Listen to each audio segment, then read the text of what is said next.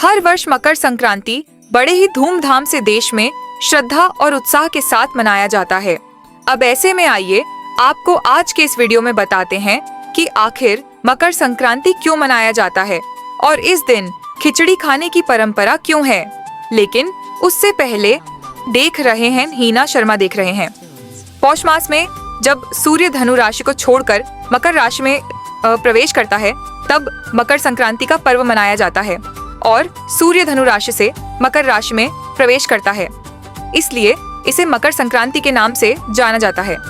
अब यह एकमात्र ऐसा त्योहार है जिसे संपूर्ण भारतवर्ष में मनाया जाता है, चाहे इसका नाम और मनाने का तरीका कुछ भी हो। वैसे तो यह पर्व जनवरी माह की 14 तारीख को मनाया जाता है, लेकिन कभी कभी यह त्योहार 12, 13 या फिर 15 तारीख को भी मनाया जाता है, क्योंकि यह त्योहार पूरी तरह से सूर्य के मकर राशि में प्रवेश करने के दिन ही मनाया जाता है और सूर्य सामान्यतः 12, 13, 14 या फिर 15 जनवरी में से किसी भी एक दिन ही मकर राशि में प्रवेश करता है। आइए अब आपको बताते हैं कि आखिर मकर संक्रांति क्यों मनाते हैं। अब यहाँ माना जाता है कि भगवान सूर्य अपने पुत्र शनि से मिलने स्वयं उनके घर जाते हैं और शनि मकर राशि के स्वामी हैं। अब इसलिए इस दिन को मकर संक्रांति के नाम से जाना जाता है। वहीं पवित्र गंगा नदी का भी इसी दिन धरती पर अवतरण हुआ था। अब इसलिए भी मकर संक्रांति का पर्व मनाया जाता है। वहीं महाभारत में पितामह भीष्म ने सूर्य को उत्तरायण होने पर ही स्वेच्छा से शरीर का परित्यज्य किया था।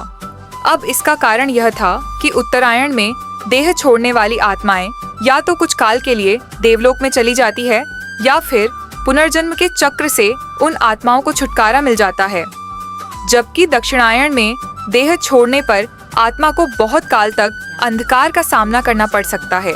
स्वयं भगवान श्री कृष्ण ने भी उत्तरायण का महत्व बताते हुए कहा है कि उत्तरायण के 6 मास के शुभ काल में जब सूर्य देव उत्तरायण होते हैं और पृथ्वी प्रकाश में रहती है, तो इस प्रकाश में शरीर का परित्याग करने से व्यक्ति का पुनर्जन्म नहीं होता है और ऐसे लोग सीधे ही ब्रह्मा को प्राप्त होते हैं।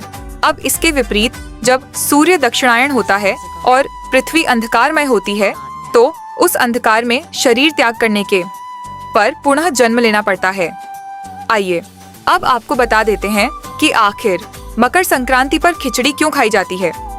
दरअसल धार्मिक कथाओं में मकर संक्रांति पर खिचड़ी खाने की परंपरा का संबंध बाबा गोरखनाथ से जोड़ा जाता है।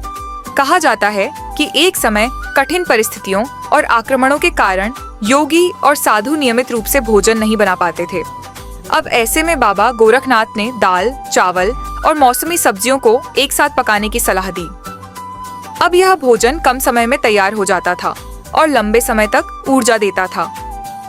वह धीरे धीरे यह साधारण और पौष्टिक भोजन साधु संतों से समाज तक पहुंचा और मकर संक्रांति से जुड़ गया। तभी से इस दिन खिचड़ी बनाना और ग्रहण करना शुभ माना जाने लगा। और दोस्तों, इसी तरीके के और भी कई मान्यता हैं। जैसे ज्योतिष के अनुसार मकर संक्रांति पर सूर्य का मकर राशि में प्रवेश एक शुभ परिवर्तन माना जाता है। अब इस दिन किया गया दान विशेष फल देता है। खिचड़ी में प्रयुक्त चावल, दाल और घी को सात्विक आहार माना गया है, जो सूर्य को अर्पित करने के लिए उपयुक्त समझा जाता है। अब इसलिए भी इस दिन खिचड़ी का सेवन हम करते हैं।